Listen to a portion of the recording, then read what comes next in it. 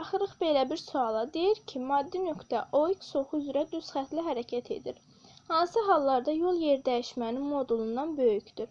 Və X sürətin proyeksiyasıdır. Yəni bizə elin S-dən böyük olduğunu deyir.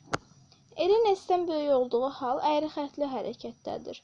Və el S-ə bərabər olanda düz xətli bərabər sürətli olur. İndi bizə əyri xətli hərəkət lazımdır. Baxırıq birinci qrafikə. Birinci qrafikdə sürət zaman keçdikcə artmağa başlayır. Yəni cisim hərəkət edir.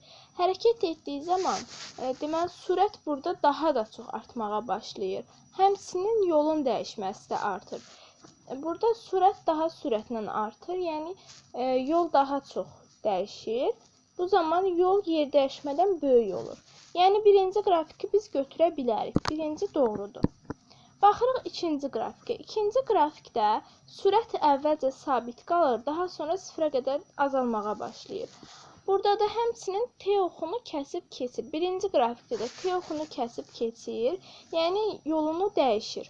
Yəni yol daha çox olurdu. İkinci qrafikdə də yenə T oxunu kəsib keçir.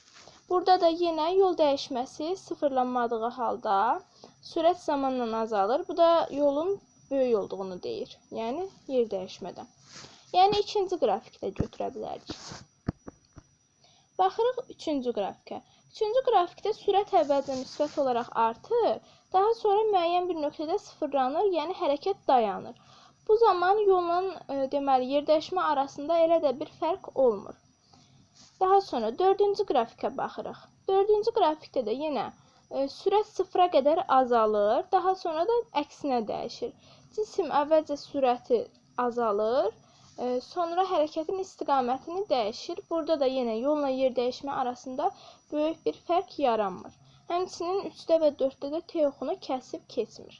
Ona görə doğru cavab 1-dən 2 olacaqdır. Yəni B variantı.